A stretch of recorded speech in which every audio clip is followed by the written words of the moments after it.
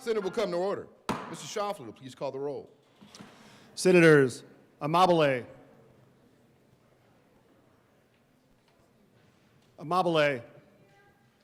Baisley, Ball, Bridges,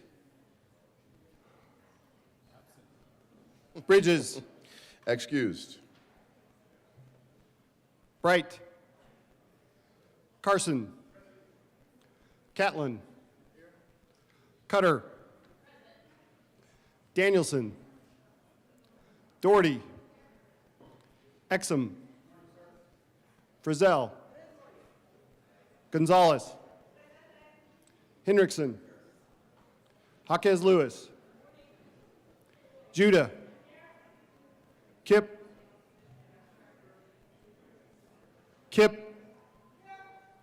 Kirkmeyer, Kolker, Liston, Lundeen, Marchman,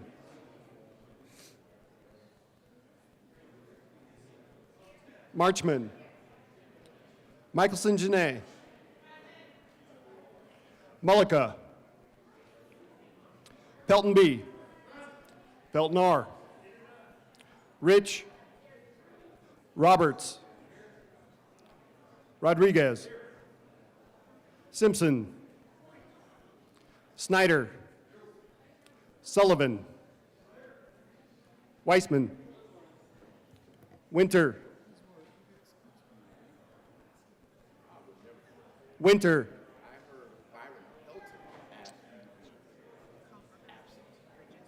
Bridges.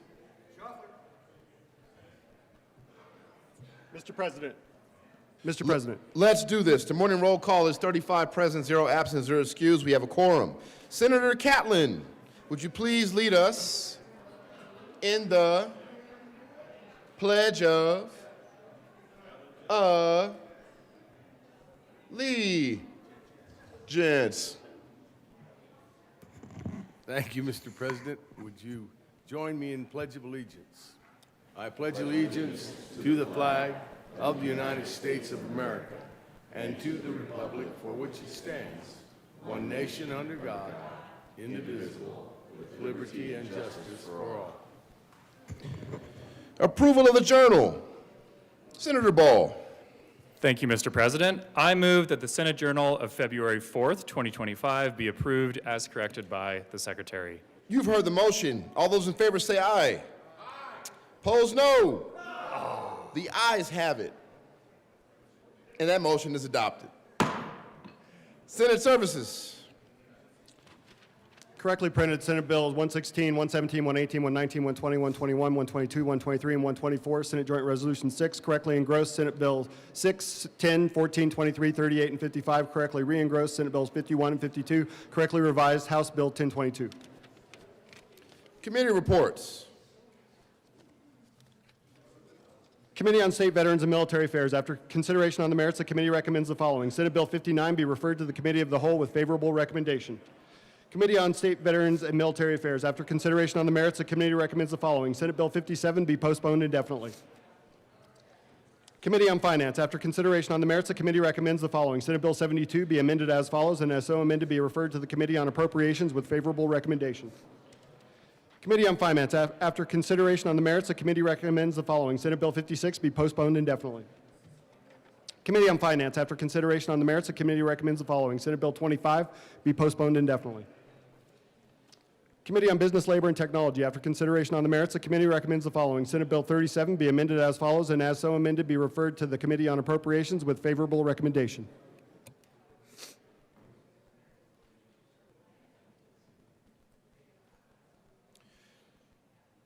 Third reading of bills. Consent calendar. Mr. Schauffler, please read the title of all the bills on the consent calendar. Senate Bill 23 by Senators Pelton R. and Michelson-Janae and Representative Lindstedt concerning local government audit exemption thresholds. House Bill 1022 by Representatives Espinosa and McCormick and Senators Michelson-Janae and Rich concerning updating the definition of qualified medical administration personnel to include an individual who has passed a competency evaluation administered by the Department of Public Health and Environment before July 1st, 2017. Majority Leader Rodriguez. Thank you, Mr. President. I move for the passage of the two bills on the third reading of bills consent calendar, which include Senate Bill 23 and House Bill 1022. Is there any discussion? Seeing none, the motion is the passage of all the bills on the third reading of the bills consent calendar. Are there any no votes? With a vote of 35 ayes, 0 noes, 0 absent, and 0 excused, Senate Bill 23 is passed. Co-sponsors, Senators, Mr. Majority Leader. That's lonely.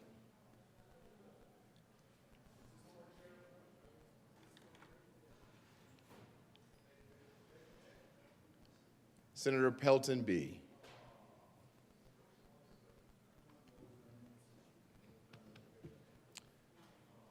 With a vote of 35 ayes, 0 noes, 0 absent, and 0 excused, House Bill 1022 is passed. Co-sponsors.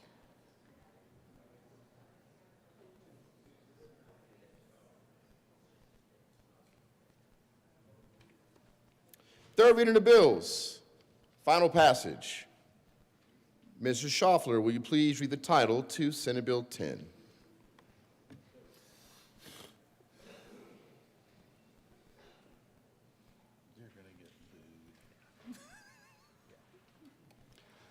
Senate Bill 10 by Senators Mullica and Pelton B. and Representative Brown concerning electronic communications in healthcare. Senator Mullica. Thank you, Mr. President. Request permission to offer a third reading amendment. Will you explain the need for a third reading amendment? Senator Mullica. There was some grammatical errors that were found in the bill, Mr. President, and that is what the amendment will address. The question for the body is Senator Mullica's request for permission to offer a third reading amendment. All those in favor say aye. Aye. Opposed, no. Wow, the ayes have it. Permission is granted. Mr. Schaffler, please read L003. Amendment L003. Senator amending Mullica. gross. Thank you, Mr. President. I move Amendment L003. To the amendment, Senator Mullica. Mr. President, we explained this is being offered because some grammatical errors were found in the bill, and I would ask for an aye vote. Any further discussion? Seeing none, the motion for the adoption of Amendment L003 to Senate Bill 10. Are there any no votes? With a vote of 35 ayes, 0 noes, 0 absent, and 0 excused, Amendment L003 to Senate Bill 10 is adopted. Senator Pelton B. Thank you, Mr. President. I move SB 25010 for third and final passage. Any further discussion? Seeing none, the motion is the passage of Senate Bill 10. Are there any no votes? With a vote of 35 ayes, 0 noes, 0 absent, and 0 excused, Senate Bill 10 is passed. Co-sponsors, Senators Winter, Bridges, Amabile, Hawkins Lewis, Michelson Janae, Cutter, Kip, Judah, Snyder, Mr. Majority Leader, Kirkmeyer, Doherty, Frizzell, Pelton R., Marchman. Please add the President. Mr. Schaffler, please read a title to Senate Bill 6.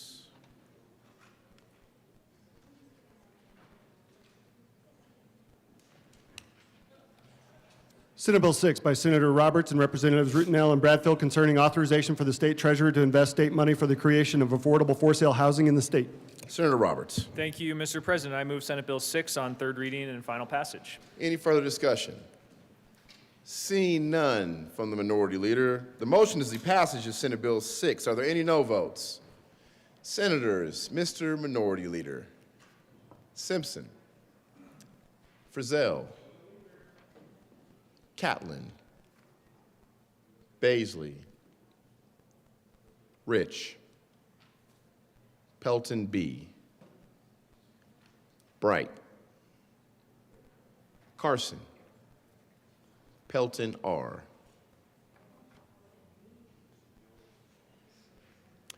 With a vote of 25 ayes, 10 noes, 0 absent, and 0 excused, Senate Bill 6 is passed. Co-sponsors, Senators Mullica, Mr. Majority Leader, Weissman, Michelson Janae, Cutter, Kip, Judah, Hawkes Lewis, Danielson, Marchman, Snyder, Colker, Amabile, Exum, Bridges, Doherty, Ball. Why do I get the feeling I'm going to have to call all of your names over again? Gonzalez. You remember now, you don't have to do it again. Please add the president.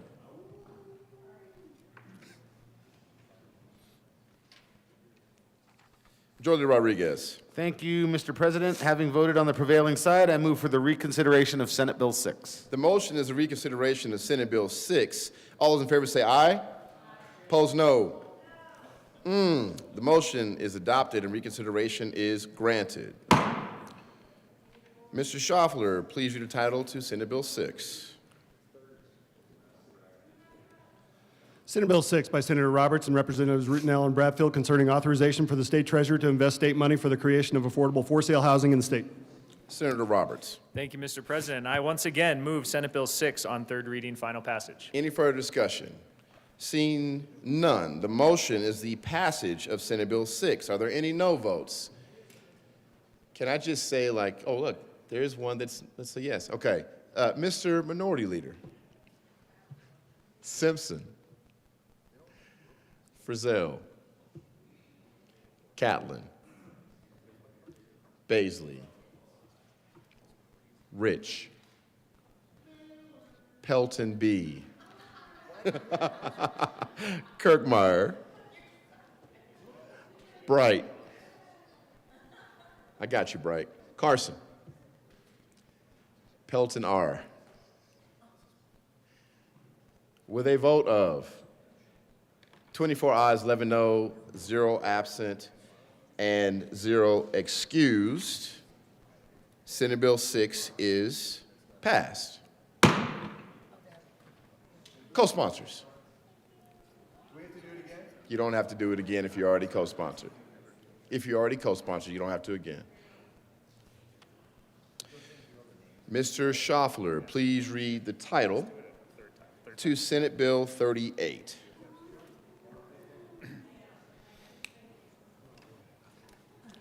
Senate Bill 38 by Senators Roberts and Catlin and Representative McCluskey concerning protection of personal information of persons impacted by wildlife damage. Senator Roberts. Thank you, Mr. President. I move Senate Bill 38 on third reading, final passage. Any further discussion? Seeing none, the motion is the passage of Senate Bill 38. Are there any no votes? With a vote of 35 ayes, 0 no, 0 absent, and 0 excused, Senate Bill 38 is passed. Co-sponsors, Senators, Mr. Minority Leader, Simpson, Frizzell, Liston, Pelton R., Baisley, Carson, Rich, Bright, Kirkmeyer, Pelton B., Doherty, Mullica, Exum, Amabile, Snyder, Colker, Mr. Majority Leader, Cutter, Weissman, Henriksen, Kip, Judah, Michelson Janae, Bridges, Winter. Please add the president.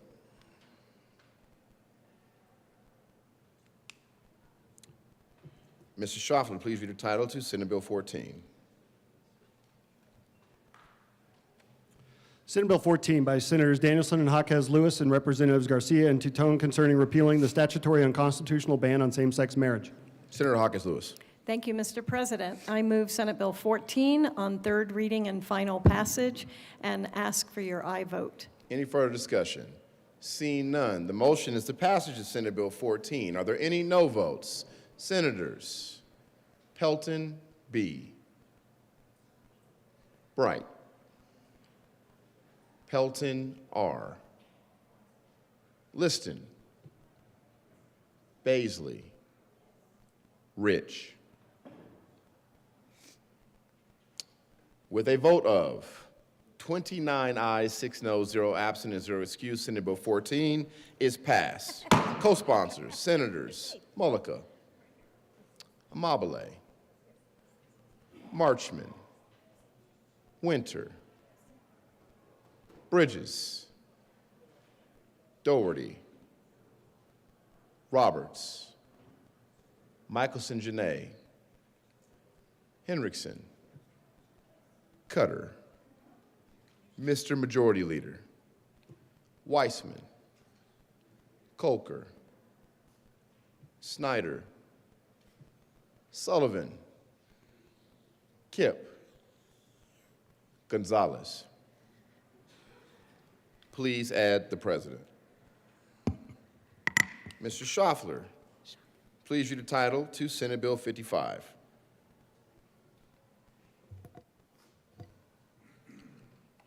Senate Bill 55 by Senators Winter and Marchman and Representatives Joseph and Baker concerning measures to involve youth in environmental justice. Senator Marchman. Thank you, Mr. President. I move SB 55 on third reading and final passage. Any discussion? Seeing none, the motion is the passage of Senate Bill 55. Are there any no votes? Senators, Mr. Minority Leader, Simpson, Frizzell, Catlin, Baisley, Rich, Liston, Pelton R, Carson, Bright, Kirkmeyer, Pelton B. With a vote of 23 ayes, 12 noes, 0 absent, 0 excused, Senate Bill 55 is passed.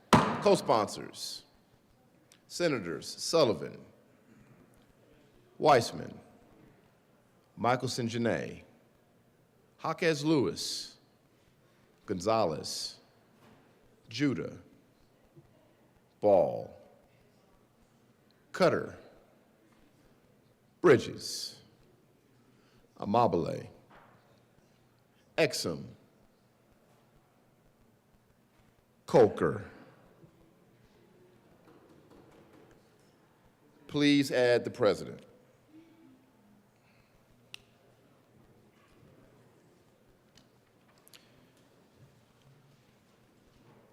Second reading, special orders, second reading of the bills, consent calendar.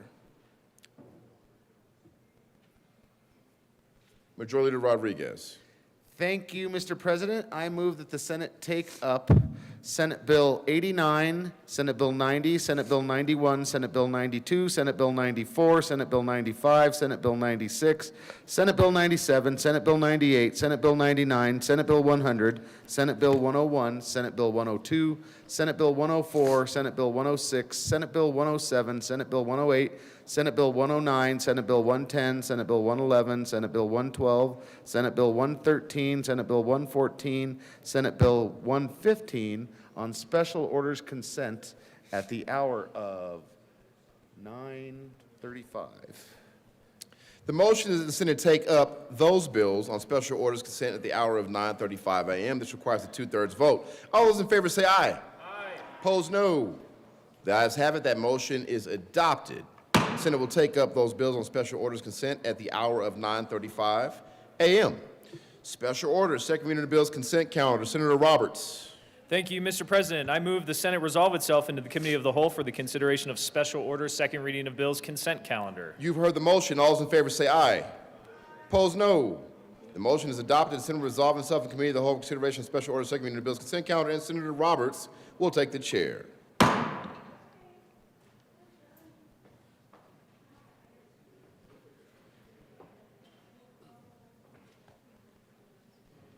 Ready?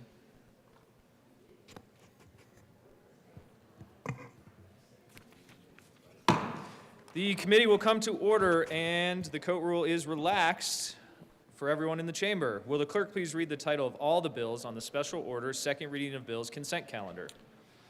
Senate Bill 89 by Senator Bridges and Representative Byrd concerning a supplemental appropriation to the Department of Corrections.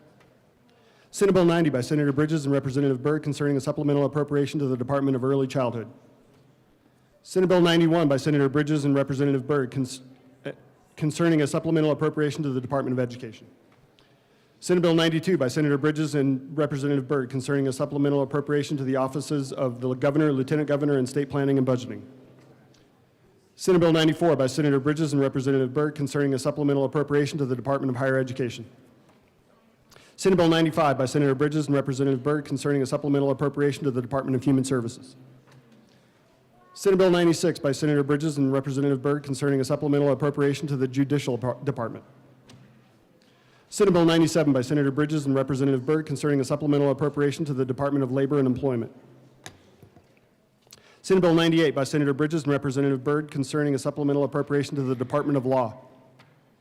Senate Bill 99 by Senator Bridges and Representative Byrd concerning a supplemental appropriation to the Department of Legislature. Senate Bill 100 by Senator Bridges and Representative Byrd concerning a supplemental appropriation to the Department of Local Affairs.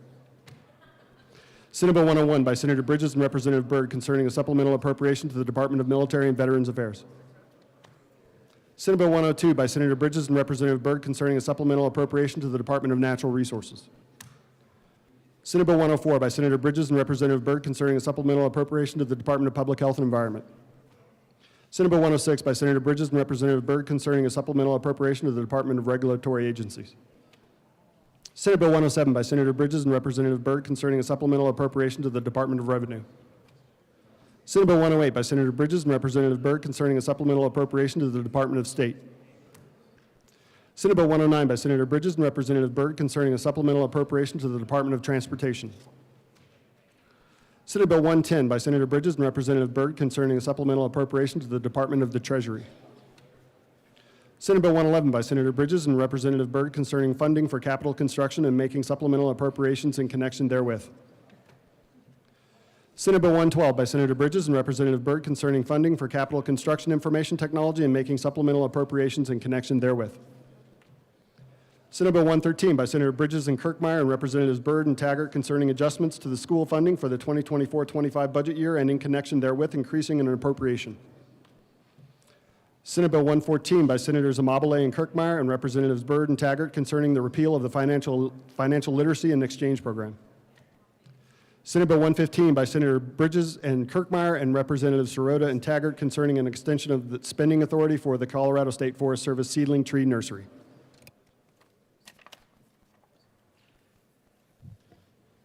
Mr. Majority Leader. Thank you, Mr. Chair. I move for passage of all the bills on special order second reading of bills, which include Senate Bill 89, Senate Bill 90, Senate Bill 91, Senate Bill 92, Senate Bill 94, Senate Bill 95, Senate Bill 96, Senate Bill 97, Senate Bill 98, Senate Bill 99, Senate Bill 100, Senate Bill 101, Senate Bill 102, Senate Bill 104, Senate Bill 106, Senate Bill 107, Senate Bill 108, Senate Bill 109, Senate Bill 110, Senate Bill 111, Senate Bill 112, Senate Bill 113, Senate Bill 114, and Senate Bill 115.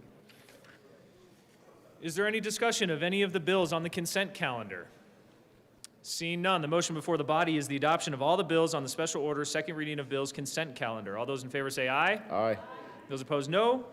The ayes have it, and the bills are adopted. Majority Leader Rodriguez. Thank you, Mr. Chair. I move the committee rise and report. The motion is for the committee to rise and report. All those in favor say aye. Those opposed, no. The ayes have it, and the committee will rise and report.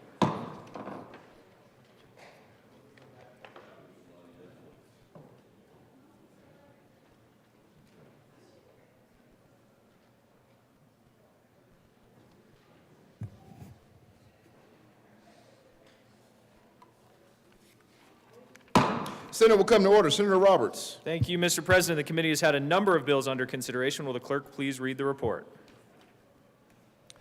February 5th, 2025, Mr. President, your Committee of the Whole begs leave to report it has had under consideration the following attached bills, being the second reading thereof, and makes the following recommendations thereon.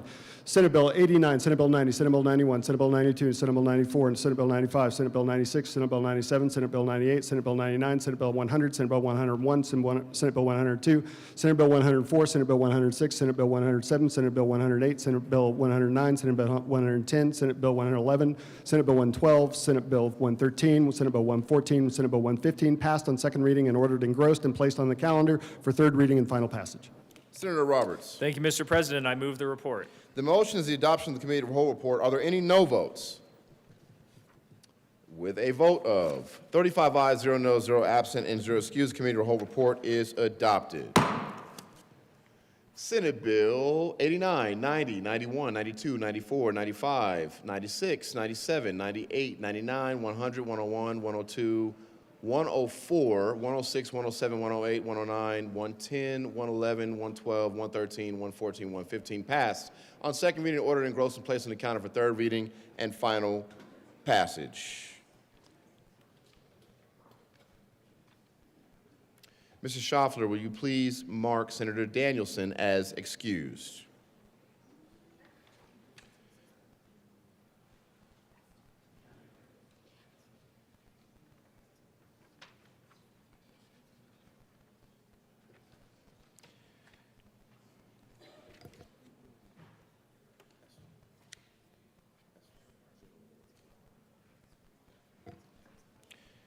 General order, second reading of bills. Senator Roberts. Oh, excuse me. Yeah. Special orders, second reading of bills. Majority Rodriguez.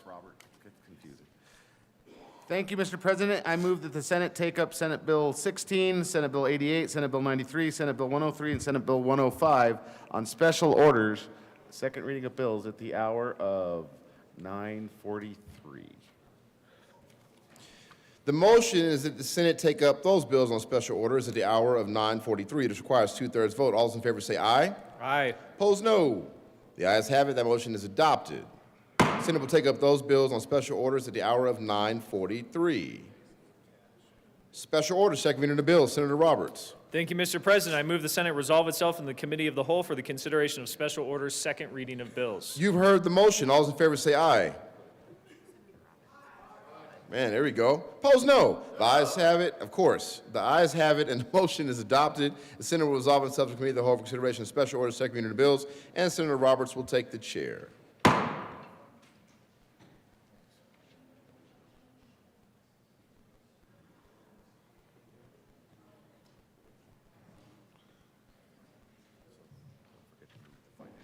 Yeah.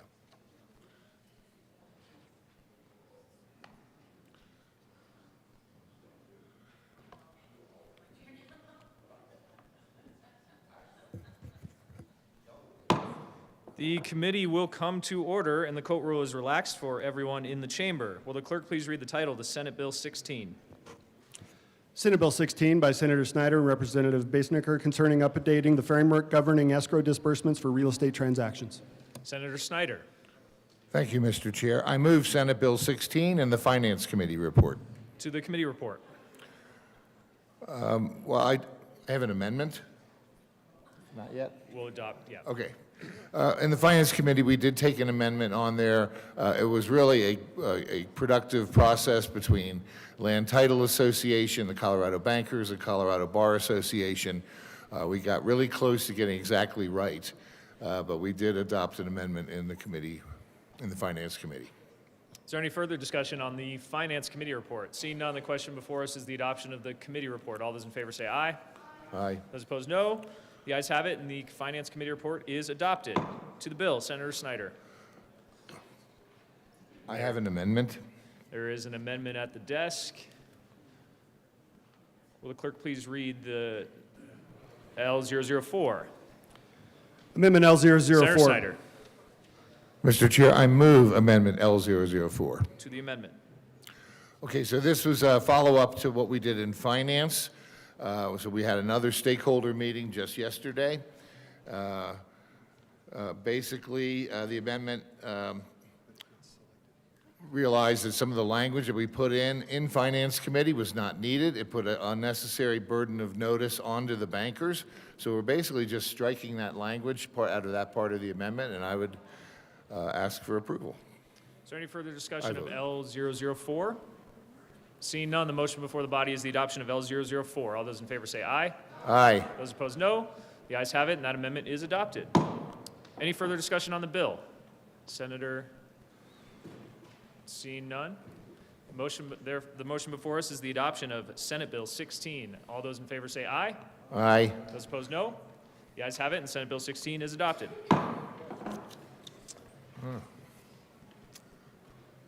Will the clerk please read the title to Senate Bill 88? Senate Bill 88 by Senator Bridges and Representative Byrd concerning a supplemental appropriation to the Department of Agriculture. Senator Bridges. Thank you, Mr. Chair. I move for the adoption of Senate Bill 88. Any discussion? Senator Pelton. Thank you, Mr. Chair. Yesterday in approps, I voted no on this bill after we got some further information from our JBC member. Apparently, it was not the right way to go, so I apologize and I ask for an aye vote for this bill. Thank you. Any further discussion? Senator Bridges. Thank you, Mr. Chair. You know, when people apologize quickly and change their position, I always leave that door open and appreciate it very much. So thank you. Thank you so much for your support of this bill now. Appreciate it. Seeing no further discussion, the motion before the body is the adoption of Senate Bill 88. All those in favor say aye. Aye. Those opposed, no. The ayes have it, and Senate Bill 88 is adopted. Will the clerk please read the title of the Senate Bill 93? Senate Bill 93 by Senator Bridges and Representative Byrd concerning a supplemental appropriation to the Department of Health Care Policy and Financing. Senator Bridges. Thank you, Mr. Chair. I move Senate Bill 93. Any discussion? Senator Pelton. Thank you, Mr. Chair. This will not be an apology. I actually voted no on this one for a reason. So this is the supplemental for the healthcare policy and finance, HCPF, we all know it as. And my question for the bill sponsor is, where is the money coming from? Because I mean, we keep overspending in this particular area, and I'm just concerned about where we're going to go with this money. Trust me, as a county commissioner, I mean, HCPF was always behind trying to get services to us and that sort of thing, but I just want to know, where is this money coming from? Senator Bridges. Thank you, Mr. Chair. From the general fund and also from the federal government. You can look in your booklet and you'll see there's an enormous amount of money for most of these line items coming from the federal government. There is a smaller amount, though, that does come from our general fund. If the question more broadly, though, is, man, this is expensive. How do we pay for everything that we want to have? The answer is, it's a really bad year. And we've talked about this a lot. We need to cut $1 billion from our budget. And if we're going to control costs on the HCPF line, there are 3 ways to do that. You can cut services that we provide, you can cut the payments that we give to the providers that provide that service, and you can cut the people that are on Medicaid by reducing the threshold that you have for income. So those are really the only 3 levers we have. Otherwise, we true up. That's what this is today. This is a true up based on actual use that we have had over the last year. We will get another update on this. My expectation is that it will grow, and that number will be in the long bill here in a couple of weeks now, a month. And so we'll see how that goes. There's a lot of hard decisions to be made between now and then. Senator Kirkmeyer. Thank you, Mr. Chair.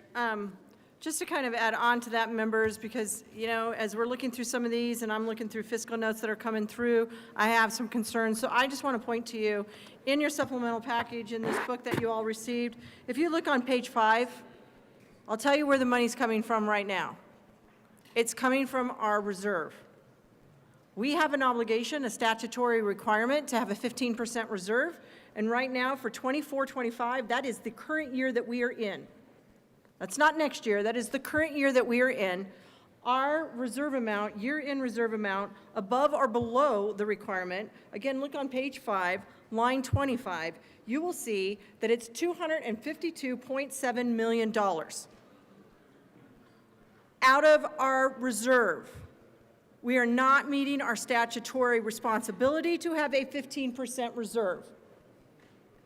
Now, I appreciate the comments made by the good senator who is the chair, the good senator from Greenwood Village, who is the chair of the JBC. This is a difficult year, but we need to all understand we are not in a recession.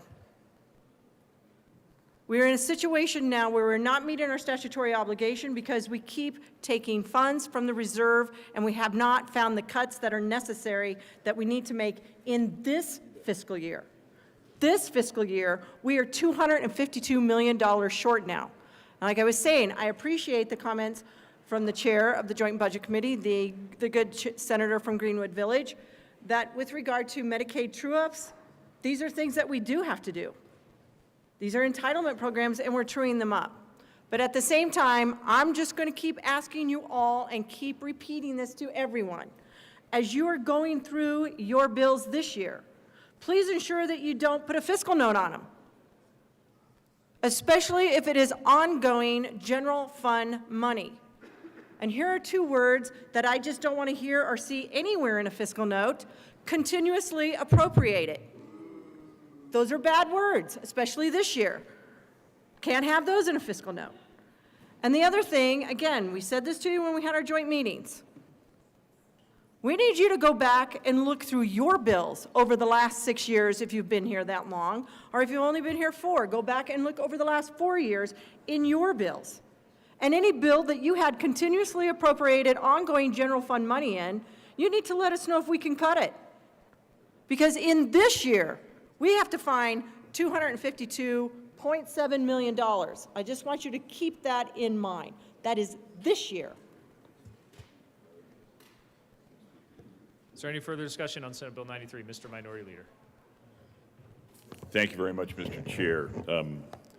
Colleagues, I rise to frame up a conversation that we're going to have over and over again here as we work through this challenging budget year. We need to pick priorities, and the good senator and chairman of the Joint Budget Committee has said there's 3 elements. You got to deal with one of these 3 things as you're looking at this particular appropriation, this supplemental appropriation, Senate Bill 93. I'm looking specifically at an $87 million general fund additional expenditure that is being requested. And my argument is this: we must make incredibly difficult decisions. That's what we are sent here to do. We're $1 billion out of balance, and we're pushing ourselves further out of balance with this supplemental. It would be my considered perspective that this particular department has had explosive growth in services provided, in the FTE that are used to provide those. I don't know that we're as efficient in this department as we should be. And as for me and my vote, I would say, it's this $87 million in additional funding here. I'd rather it go into K-12 public education.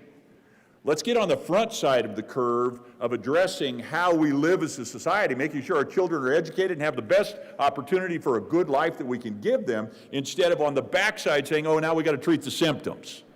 Now we have to provide more services because things are not going well in people's lives.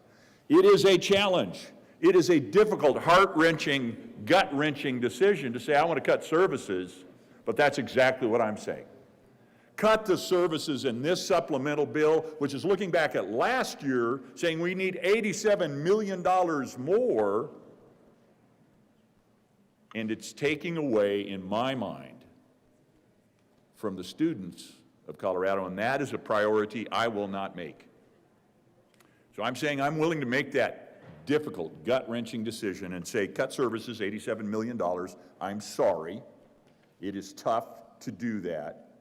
But we need to figure out how to fully fund public education, and I'm laying down a marker on that conversation right now. Thank you, Mr. Chair. Senator Bridges. Thank you, Mr. Chair. I know that this chamber is invested in fiscal responsibility. It is not fiscally responsible to not pay your bills. This is a bill that has come due, and we can talk about what we're going to pay in the future, what we're going to agree to pay in the future. And that is a policy conversation that this body, I expect, will have over the next couple of months. But this supplemental today is a question. Do you pay your bills? As a fiscally responsible member of this chamber, I say, pay our bills.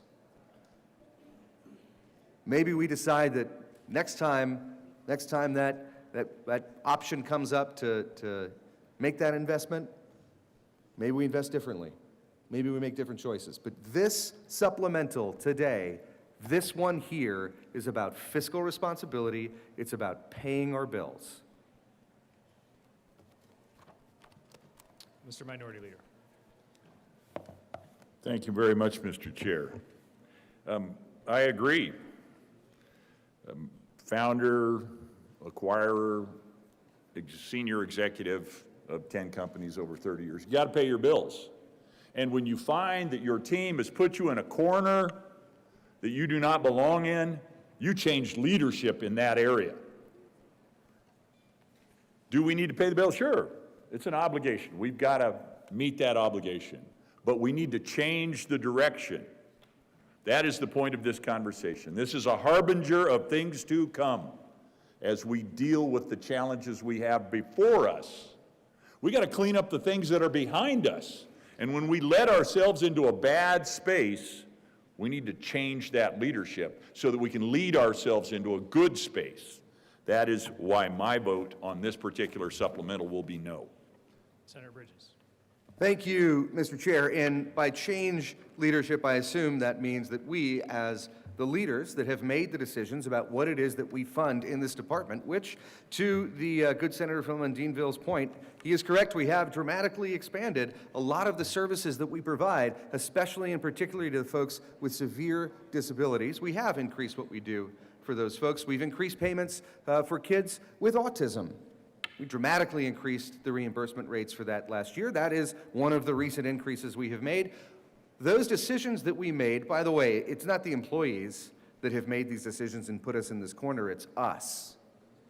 This is a bill that has come due because of decisions we made, things we told the department to fund, people that we said deserve care. We told the department to spend this money.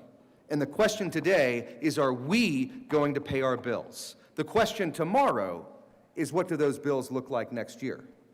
The question today is, do we keep our commitment? Do we pay our bills? Senator Kirkmeyer. Thank you, Mr. Chair. I would agree that we have a question today and a question tomorrow. But we also have another question today that is both for today and tomorrow. Where are we going to make up $252.7 million that we're short in our reserve? Where are the cuts in this fiscal year?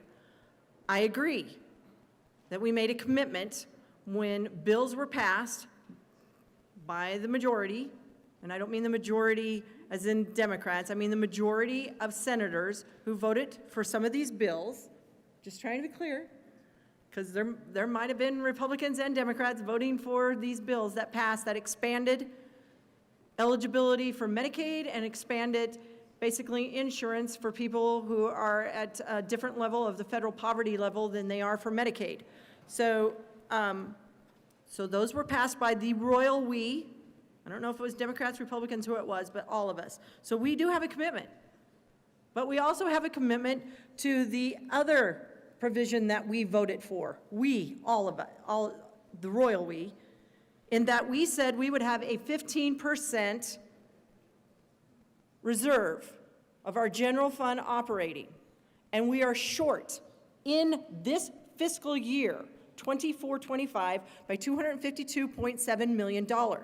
So that is we only need to have a decision today about what do we cut, and if we can't figure it out today, we need to know tomorrow, what do we need to cut in this year? Because we are not meeting our statutory requirement of a 15% reserve. I don't find that acceptable.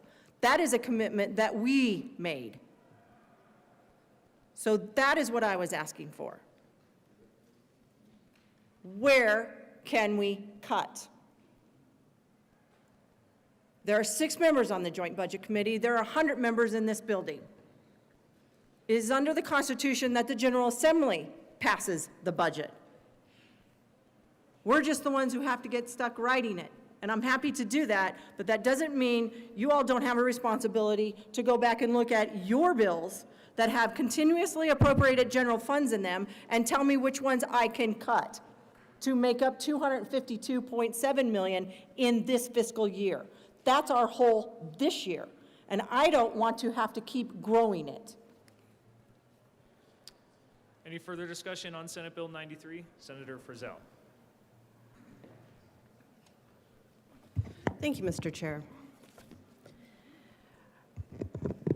I would love to say that there is, every piece of this request is matched federally, but it's not. And I would refer to page 21, where we discuss the health benefits for children lacking access due to immigration status. This is an increase of $13.9 million in the supplemental that there is no federal match for.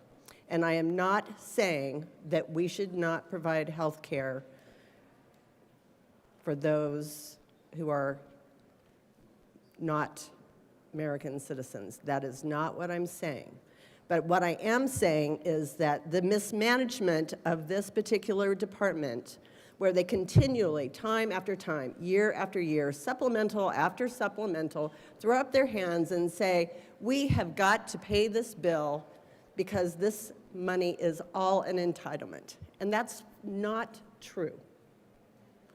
They refuse to be transparent, and they refuse to manage citizen dollars effectively and efficiently. Time after time after time.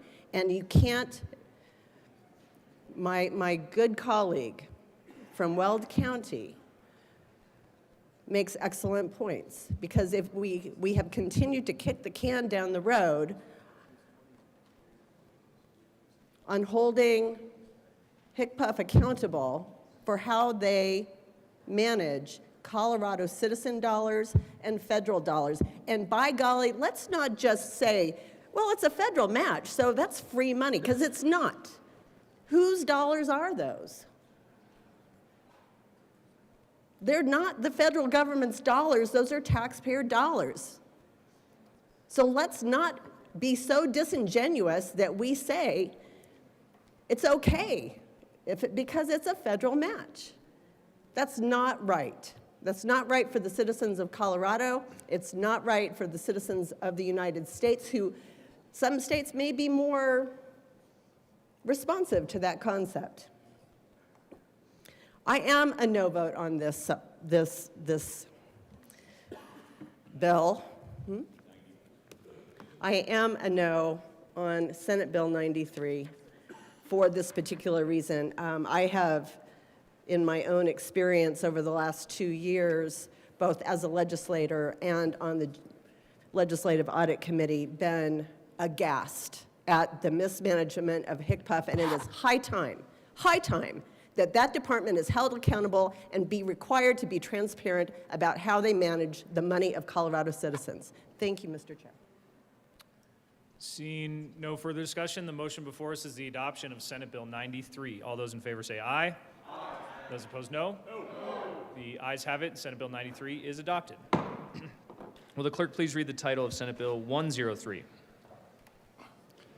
Senate Bill 103 by Senator Bridges and Representative Byrd, concerning a supplemental appropriation to the Department of Personnel. Senator Bridges. Thank you, Mr. Chair. I move for the adoption of Senate Bill 103. Senator Liston. Thank you, Mr. Chair. Well, members, I was a no vote on Senate Bill 103, and with all due respect to the good senator from Greenwood Village, I'll tell you why. It has to do with the true-up of the $1.1 million for the vehicle fleet for the states to purchase new vehicles. The department, I have to believe the personnel department has had to know for a long time, for months, just like all of us, that we're under a very strict budgetary restraints. And as the good senator from Greenwood Village has said, you know, there's 3 places to cut. Well, one of them, before you start spending more money on the credit card, you know, you have to stop sooner. So rather than going out and buying more new vehicles to the tune of $1.1 million, I've got to believe that the state's vehicle fleet, that it's got to be thousands of vehicles out there. And just like you and I, when we know times are tough, we don't go out and buy a new car. We just make do with what we have. And sometimes, in fact, there's probably all of us, many of us, that we're driving around with a vehicle that's 8 or 10 or 15 years old, that's fully paid for. And if we know we're in tough times, we don't go out and purchase a new vehicle. So if it's good enough for us, if we're having to tighten our belt, then it's a modest ask for the personnel department to just, they're really not even hardly tighten their belt, $1.1 million out of a budget of some $283 million. But the journey starts with the first step, and with other departments having to probably make cuts, not probably, definitely. I think that the people in the personnel department can make a modest sacrifice and work with vehicles that might be an extra year or 2 older. I respectfully ask for a no vote on Senate Bill 103. Thank you. Is there any further discussion? Seeing none, the motion before us is the adoption of Senate Bill 103. All those in favor say aye. Aye. Those opposed, no. No. The ayes have it. Senate Bill 103 is adopted. Will the clerk please read the title of Senate Bill 105? Senate Bill 105 by Senator Bridges and Representative Byrd concerning a supplemental appropriation to the Department of Public Safety. Senator Bridges. Thank you, Mr. Chair. I move Senate Bill 105. Is there any discussion? Senator Weissman.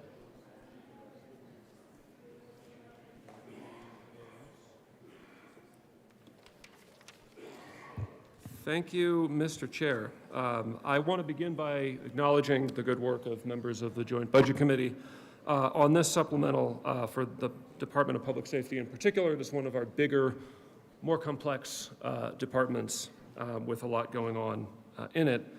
We've all, or maybe not all, but a lot of us have been talking about the phenomenon of the backlog of getting rape kits tested in a timely way. It's been in the news. I know the Budget Committee has had some discussion. We've had some discussion in the Judiciary committees as well. Part of what the Budget Committee did, and that is in the supplemental as it comes before us, is to clarify the scope of spending authority for funds that had been unused from the prior year, and I appreciate that inclusion of that scope clarification in the bill.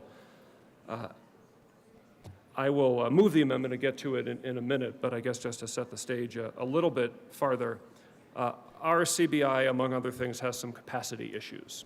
We've been talking about that around here. One approach to attacking this problem is contract capacity. There's a pretty limited number of labs in the country that can do the kind of work that we're talking about. Here, it needs to be done right and according to accreditation standards. Conversations that I've had with members of the executive branch suggest that, in fact, we can find capacity relatively soon at one of these labs to get the work moving. So survivors of these hideous crimes are not waiting hundreds of days. The convention in budgeting is that spending authority runs out at the end of a given fiscal year. So June 30, 2025, with good reason. I know the JBC is being tight about that. In the last number of years, as we had ARPA funds, as we had one-time funds, more was done, I think, than was historically the case in terms of rollover authority for reasons stated at the time. Now, as that money is basically done, we are returning as a baseline principle to 1 year at a time budgeting principles, which again, as a baseline, I agree with. So with that, Mr. Chair, I move J1 to SB 105. There is an amendment at the desk. Will the clerk please read J001? J001. Senator Weissman. Thank you, Mr. Chair. So members, J1 is a budget-neutral amendment that simply does one thing. We would strike 2024-25 and replace it with 25-26.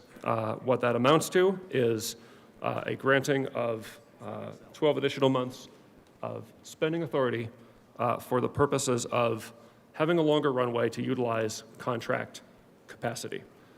In discussions with the executive branch about trying to attack this problem and baking in a bit of state contracting lead time, were spending authority to run out this June 30, we would not get very much work done. The backlog would persist. By allowing additional spending authority, we can get more of the work done. We can bring the turnaround time down. Let me end by saying this is, I think, not at all the only thing that we, the Senate, both parties, we, the General Assembly, both chambers, need to do on this issue. A lot of trust has been lost in CBI. I think that a lot of us feel that. I've talked to a lot of members of both parties about that. We have more to do in terms of rectifying the situation.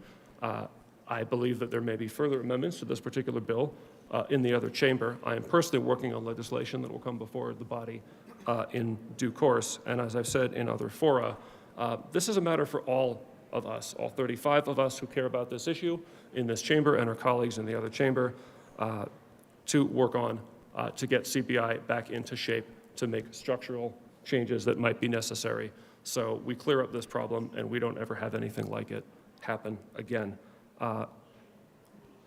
In the context of this being the beginning of a course of work that we all need to engage in, I am going to ask the committee's support for J1 as one step toward getting us back on the right path. Thank you. Senator Mobley. Thank you, Mr. Chair.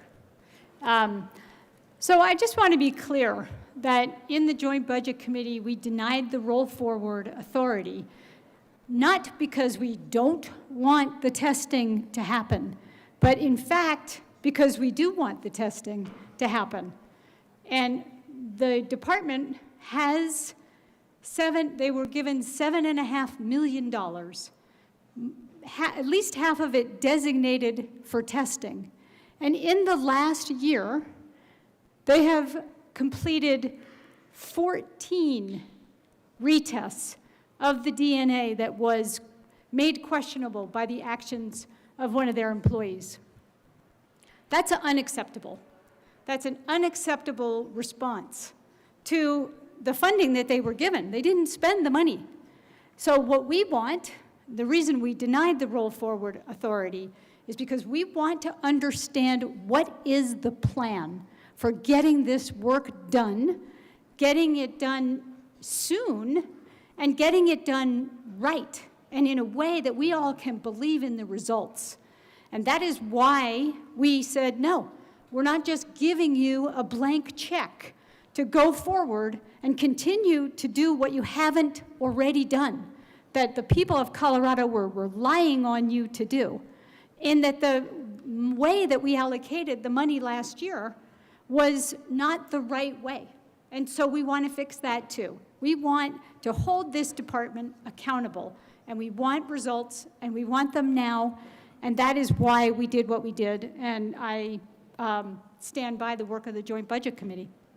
Senator Kirkmeyer. Thank you, Mr. Chair. I agree with my colleague from Boulder County and appreciate her comments. This was a difficult one for us at the Joint Budget Committee.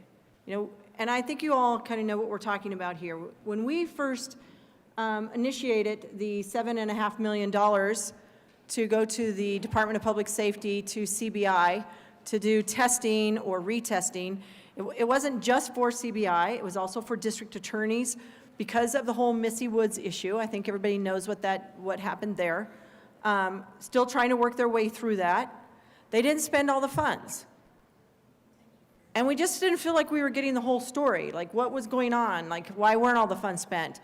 Why are other agencies coming to us asking us for funds now, asking for what's going on with the testing, who was retested, who wasn't, all these types of things.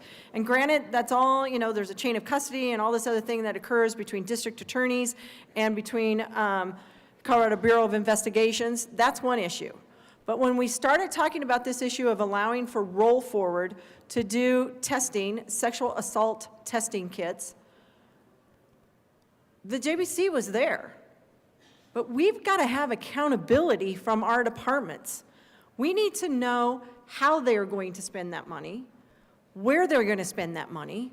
What does that mean? Are we going to go back to pre-COVID days where they were 275 days or something plus before they got the test done, to where they're now at 500 days plus? I mean, I just want you to think about this. We had a public hearing the other day with regard to our budget, and we had folks that got up and spoke about the trauma that it causes them and their families when it's over 500 days for a test.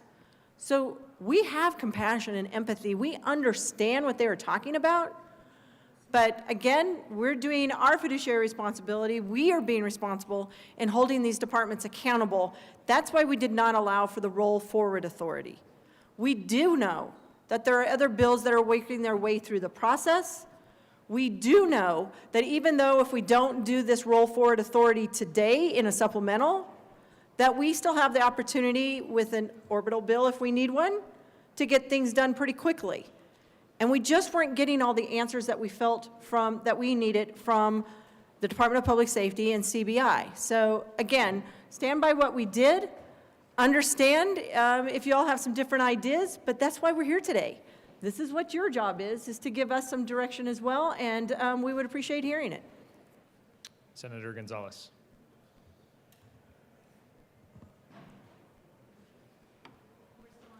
J001, yeah. Thank you, Mr. Chair. I rise in support of J001 with great respect to the work of our colleagues on the Joint Budget Committee who have navigated an extraordinarily challenging situation that we too in Joint Judiciary have spent a great amount of time trying to untangle. To be clear, to the survivors in the state of Colorado who are waiting at this point 500 plus days, 517 days. How dare we? How dare we? The JBC is absolutely right to be livid and skeptical. Do better. And yet, survivors are asking us, I don't care whether it's an what the hell is an orbital?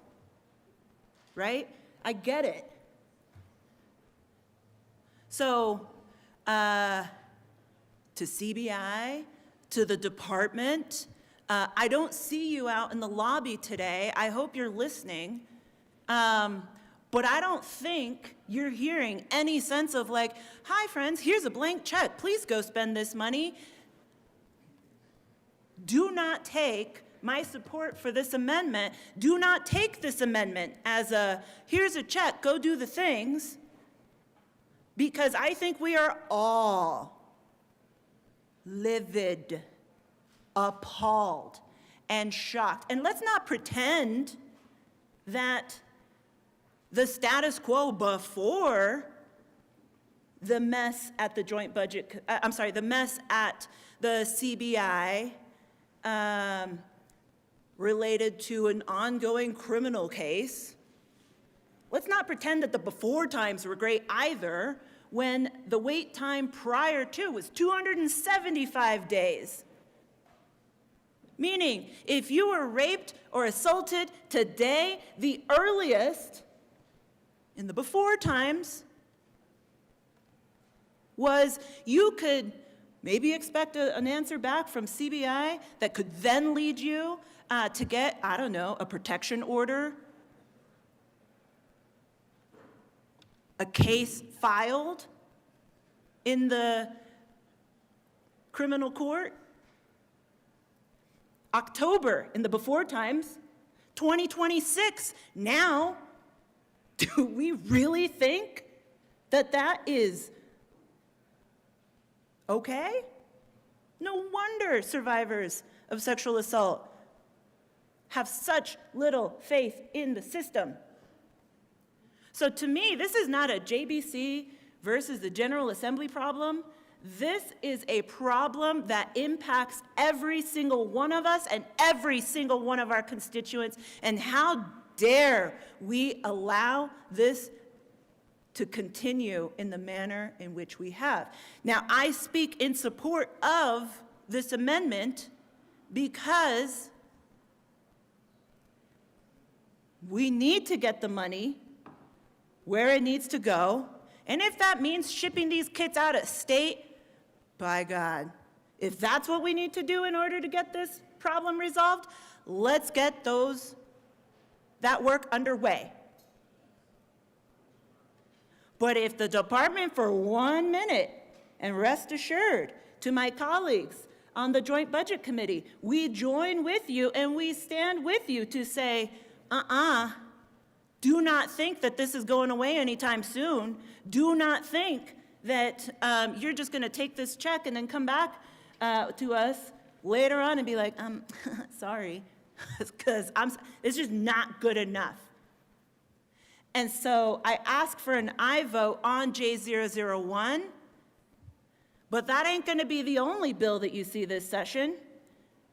We'll have this conversation again when it comes to the long bill, and we'll continue to have this conversation within the Judiciary Committee, and we'll continue to use any and every other opportunity to demand that our departments that exist to respond to people when they're in the moments of crisis, to do their job. Thank you, Mr. Chair. Thank you to my colleagues on the Joint Budget Committee for their work. And thank you to the good senator from Aurora for his relentless and zealous and diligent work to try to make this hot mess of a situation better, and to demand the department to get off its duff and do its job. Thank you. Senator Winter. Thank you, Mr. Chair. I rise in support of this amendment. And to CBI, this is absolutely unacceptable. To people in this room, this is unacceptable. 511 days. That means you are going to the grocery store and you're worried who assaulted you is going to be there because you don't have answers. It means you're scared to be in your community. It means that you are continuing to go through the trauma on a daily basis. And that's not okay. When I came forward on sexual assault, it was 101 days that I lived through an investigation. And those were 101 days that were some of the worst of my life.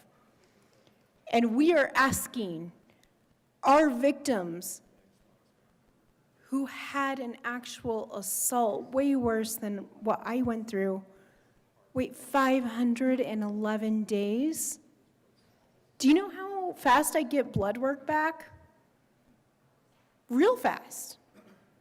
Like, I don't understand this backlog. Other states have cleared their backlogs. This isn't a mystery on how we can do this. Now, is J001 perfect? Do I trust CBI? Absolutely not. But I think it is a step forward. There is a lot of problems down here that we look to solve together, And this is one of those that I truly believe is bipartisan. I don't think any one of us thinks 511 days is okay. I don't think 275 days is okay.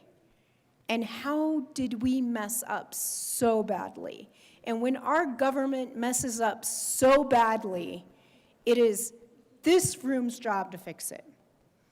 So whether it's J001 or it's something that we come up with together with the JBC, with the department, with CBI, there is no way I want to walk out of here on May 7th and have 511 days be expected.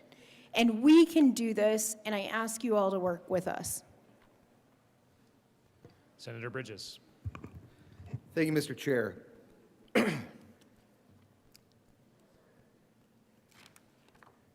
On the JBC, we make a lot of decisions about requests from departments. And one of the key ways that we evaluate those requests is based on the plan that they bring us for those dollars. Maybe CBI has a plan, but they didn't bring it to us. And if there's no plan, we are convinced, given the past performance, that it is less likely we will have these kits tested if we give them roll forward authority today than if we hold those dollars back and make them figure it out. If we hold those dollars back and we have our colleagues who know this issue inside and out, and who have probably spent more time than we have, although we have spent hours and hours on this question at JBC.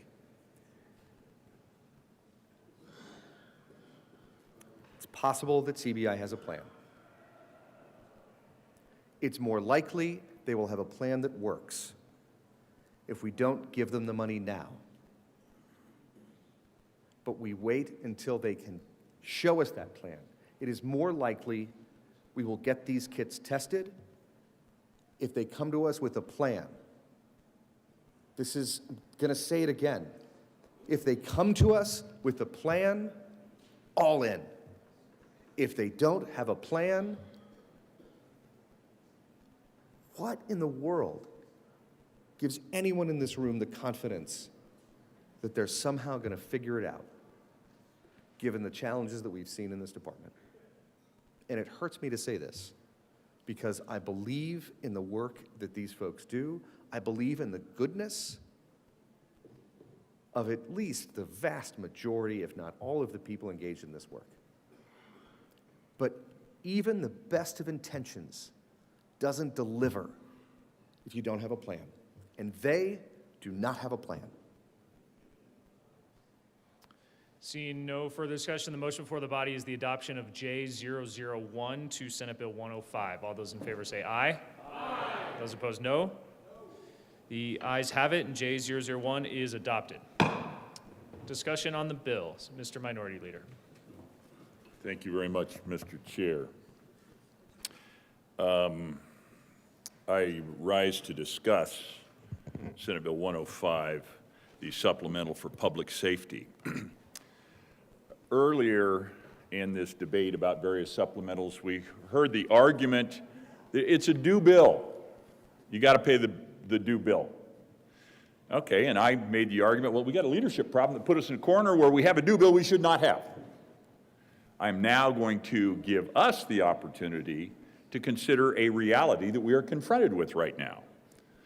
We are dealing with a circumstance where the Department, Public Safety, has said to us, if you put that policy in place, we're going to need $4.6 million and 8 people to make it happen. So we're going to debate that policy and determine whether or not we want to put the department in a situation where next year they have to come back and ask for $4.6 million in order to pay for something we put in place. Because the fiscal note we're looking at, based on the analysis that is in this complex process, this complex business that we live in, that we do, where we We, and that's not the royal, oh, that sounded terrible saying we. That's like a little pig, we all the way home. That's not at all what I was trying to get to.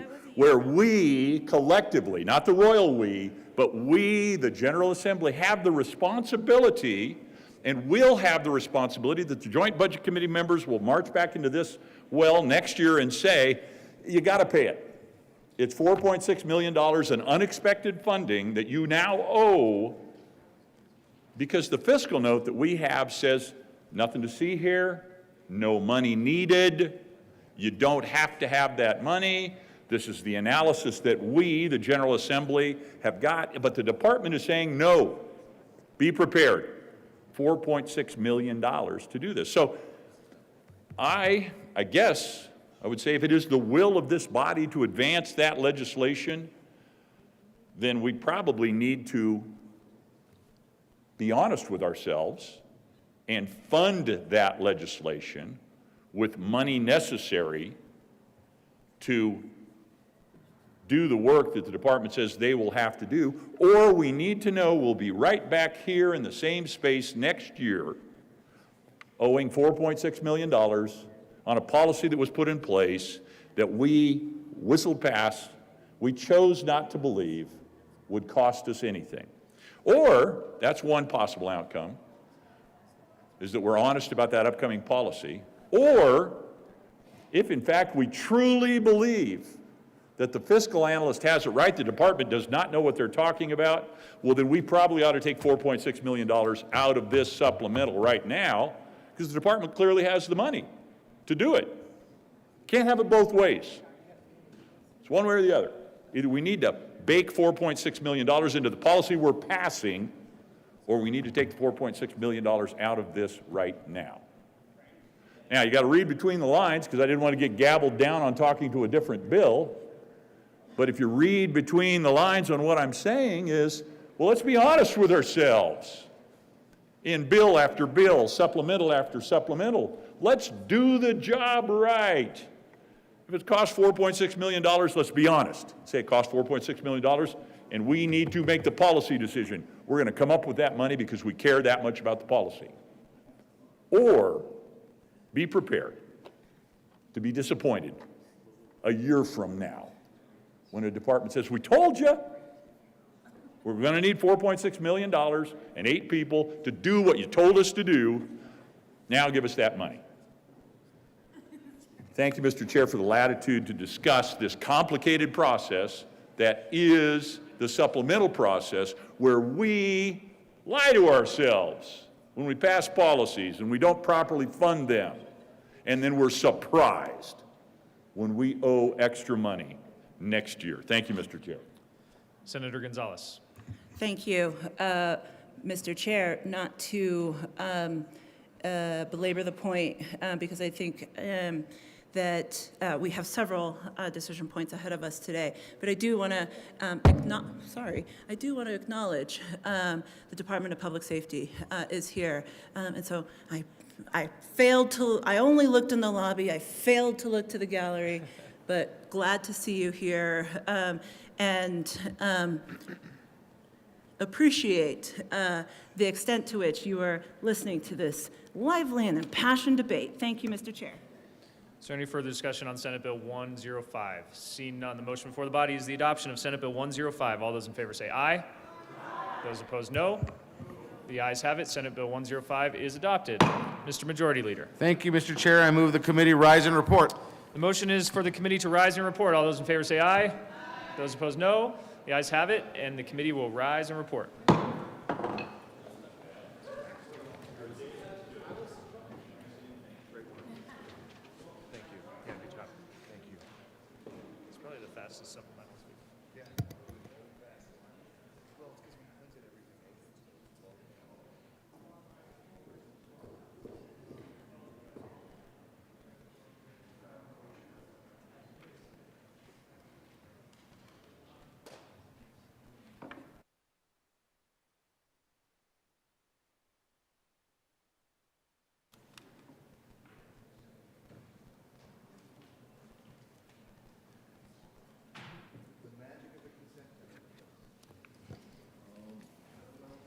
Senate will come to order. Senator Roberts. Thank you, Mr. President. The committee has had a number of bills under consideration. Will the clerk please read the report? February 5th, 2025. Mr. President, your Committee of the Whole begs leave to report it has had under consideration the following attached bills, being the second reading thereof, and makes the following recommendations thereon. Senate Bill 16 as amended, Senate Bill 88, Senate Bill 93, Senate Bill 103, Senate Bill 105 as amended, passed on second reading and ordered engrossed and placed on the calendar for third reading and final passage. Senator Roberts. Thank you, Mr. President. I move the report. The motion is the adoption of the Committee of the Whole report. Are there any no votes? With a vote of 34 ayes, 0 noes, 0 absent, and 1 excused, the Committee of the Whole report is adopted. Senate Bill 16 is amended. Senate Bill 88, 93, 103, Senate Bill 105 is amended, passed on second reading, ordered engrossed and placed on the calendar for third reading and final passage. Consideration of resolutions. Mr. Schaffler, please read the title of HJR 1009. House Joint Resolution 1009 by Representatives Bacon and English and Senators Coleman and Exum concerning recognizing February of 2025 as Black History Month. Senator Exum. Thank you, Mr. President. I move HJR 251009 and not ask that it be read at length. Any discussion? Senator Exum. Thank you, Mr. Chair, and thank you for standing members. We had a real robust conversation about Black History Month over in the House a few days ago. So I just want to make a few comments about it, and thank you for your time. The celebration of Black History Month now is more important than ever before because of many contributions of Black and minority Americans in our national history are being attacked.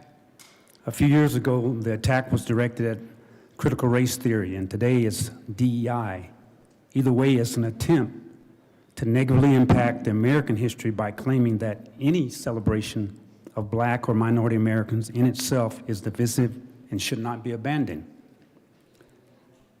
To which I say no. The history and achievement of Black Americans deserve to be remembered, deserves to be celebrated, and February as Black History Month is our time to shine. I am honored to be a sponsor of this resolution, and I encourage everyone in Colorado to celebrate February's Black History Month. Thank you, Mr. President. You are welcome. Seeing no further discussion, the motion is the adoption of HJR 1009. Are there any no votes? With a vote of 34 ayes, 0 noes, 0 absent, and 1 excused, HJR 251009 is adopted. Co-sponsors, Senator Exum. Thank you, Mr. President. I request that the current roll call be added as co-sponsors. Seeing no objection, the current roll call be added as co-sponsors. Message from the House. The House has passed on third reading and transmitted to the Reviser of Statutes House Bill 1030, House Bill 1070, amended as printed in House Journal February 4th, 2025. The House has passed on third reading and transmitted to the Reviser of Statutes, House Bill 1091. Message from the Reviser. We herewith transmit without comment House Bill 1091, without comment as amended House Bill 1030 and 1070. Announcements. Senadora Gonzalez.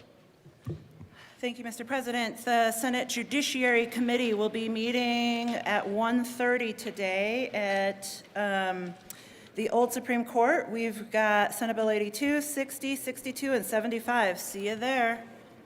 Senator Coker. Thank you, Mr. President. One announcement, the Senate Education Committee will be meeting today at 1:30 in SCR 357, a few confirmations and 2 bills. Also, and Senator Coker. May I have a moment of personal privilege? Granted. Thank you, Mr. President.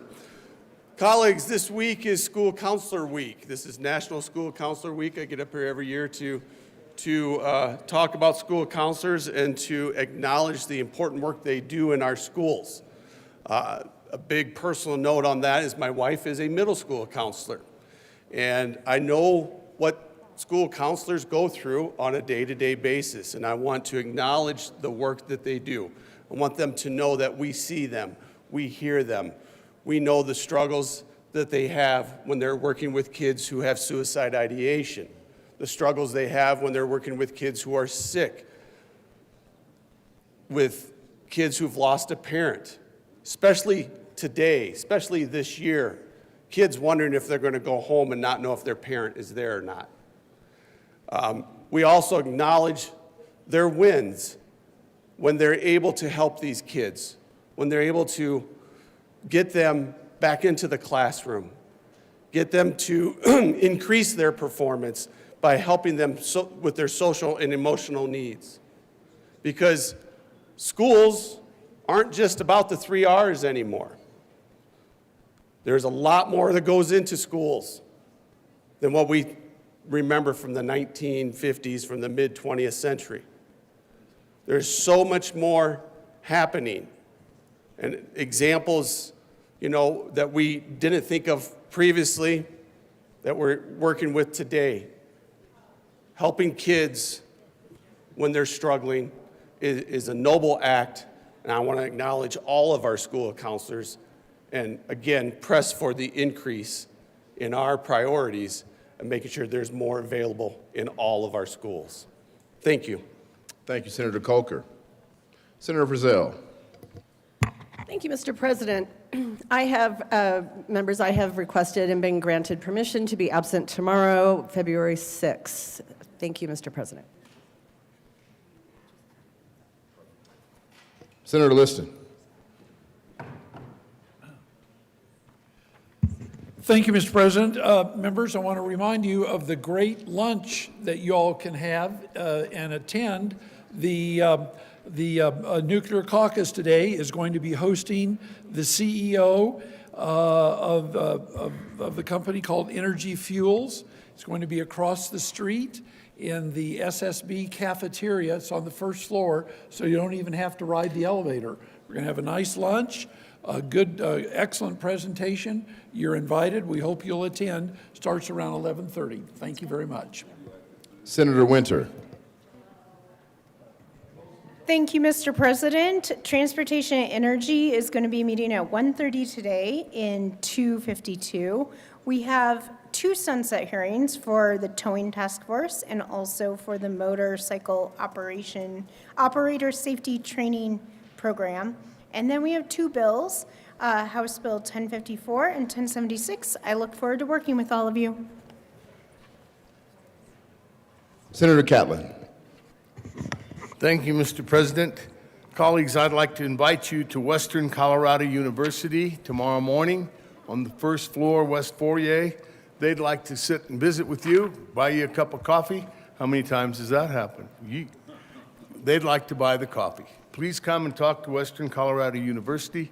They're a deep representative of my district. They're in Gunnison, Colorado. Thank you.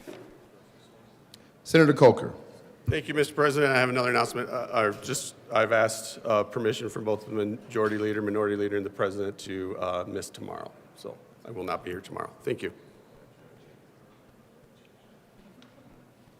Senator Roberts.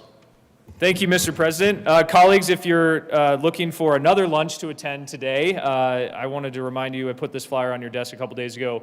Water Education Colorado, the CWCB, and Colorado Water Congress are hosting a legislative water workshop at noon today in room 352 to talk about water funding, sports betting, federal legislation, and federal funding. It's a great lineup, and lunch is available for legislators. So come on up to 352 at noon to learn more about water. Thank you.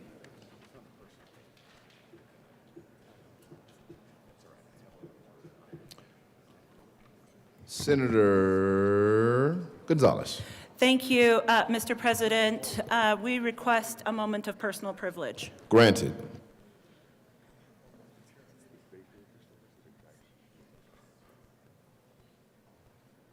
Senator Wiseman. Thanks, Mr. President. Members, I think I wanted to just mention 2 things here by way of personal privilege. Probably all of us in this room, regardless of party or political persuasion, heard at some point last year, heard the words Operation Aurora. I just want everyone to know that that's not just a talking point or a line or something out there in our political discourse. It does arise out of a place. It does arise out of events. Most importantly, it arises out of human beings, out of a community, and that community happens to be within the Senate district that I'm here to represent. So I knew it was going to happen, what started happening at 6 or 6:30 this morning, which is that there was an ICE action in my district. I got in here about 10 minutes to 7 this morning, and shortly thereafter my phone started blowing up. It really hasn't stopped. Concerning what happened and just the basic facts of it and the impacts of it, superintendents of two of the biggest school districts in the state are in communication just trying to figure out what's going on. Multiple of my school board members had to go out there in person just to develop a factual understanding of what is happening and understand impacts on families just trying to send their kids to school. Basic American stuff that I thought transcended, most else in our country. People have sent me pictures of agents on roofs, pictures of armored vehicles rolling through my community. I don't know if the Fourth Amendment was respected. I don't know if everybody who was picked up was done so upon a judicial warrant. There's a lot I don't know. There's a lot all of us in Aurora don't know, and we're going to be trying to find out. I don't think this is any way for a nuclear-armed superpower to operate in the world in 2025. And if something like this has not already happened to members of your community and your district, consider yourself lucky. At some point, I fear that it will. And then I think you too, as I am now, will be grappling with the basic questions. What does this mean for families? What does this mean for schools? What does this mean for businesses? They're just trying to employ people and go about their days. It's a very strange time we're living in this country right now, members. Let's not lose sight of that. I found some words this morning from Elie Wiesel. Silence encourages the tormentor, never the tormented. Sometimes we must interfere. I think that's what I'm doing. Thank you for listening. Senator Gonzalez. Thank you, Mr. President.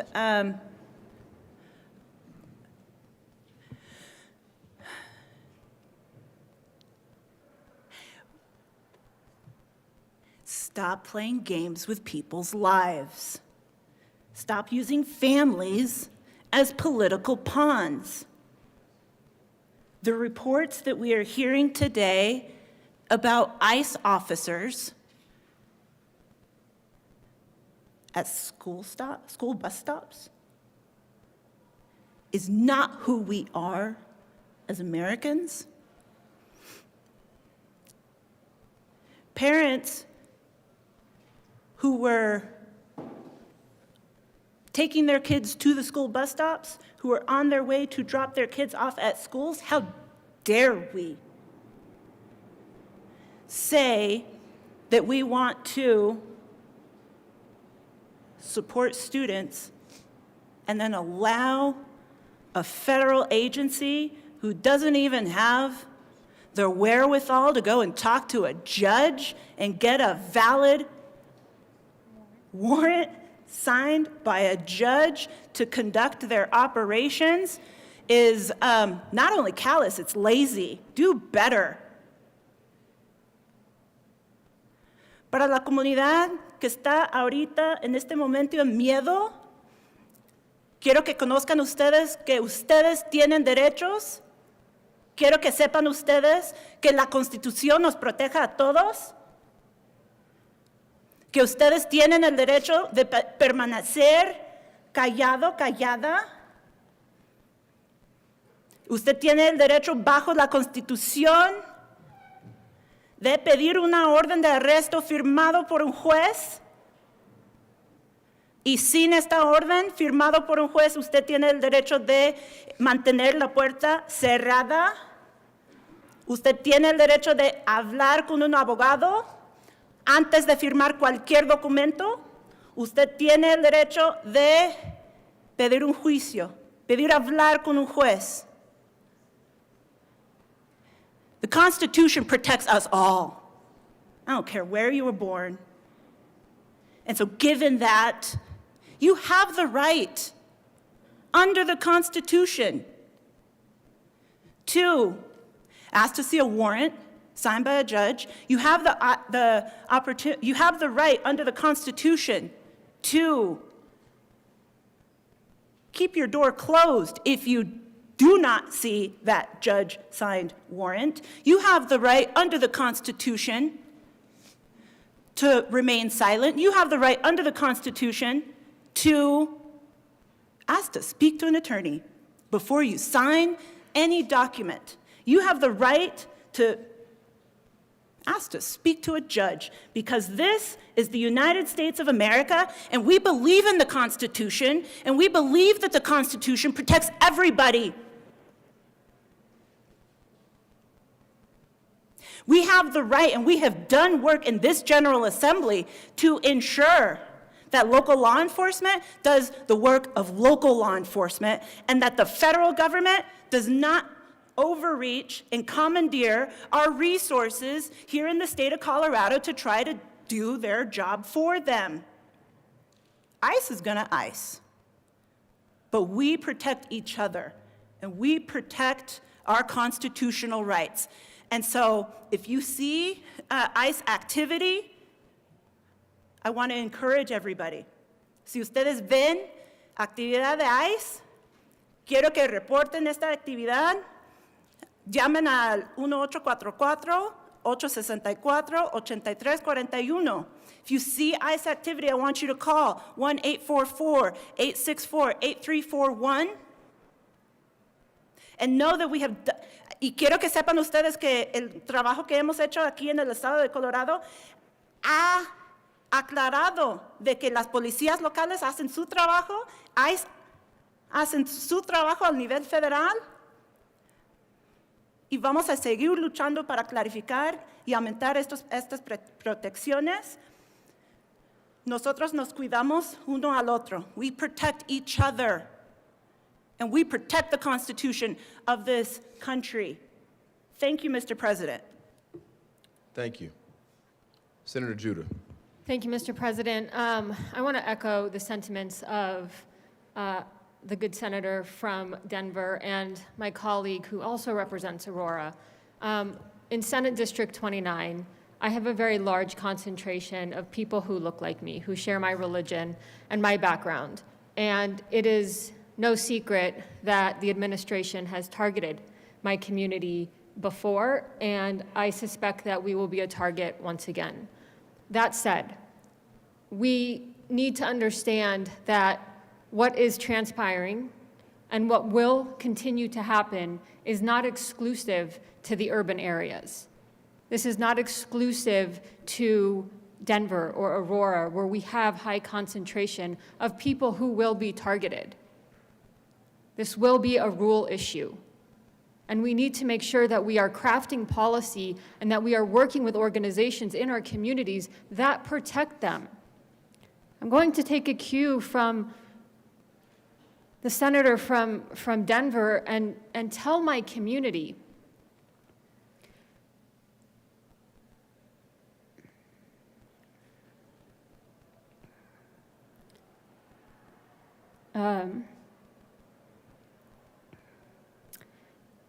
أنا واقف معكم. إذا حد بيجي على دارك اسألوا عن الوارنت وخليهم وتأكدوا إنه الوارنت جاي من واحد قاضي.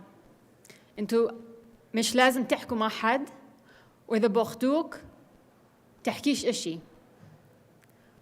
تحكيش إشي إلا إنه بدك محامي. لما بيجي المحامي اشتغل معهم. افهم شو تقدر تسوي وشو لازم تسوي. I want to commit to my community. I want to understand their rights. And I want them to understand that while this is a very scary time, I'm committed to protecting you, to standing with you, and that I know I have colleagues and community who will be there when it happens. Thank you. Thank you.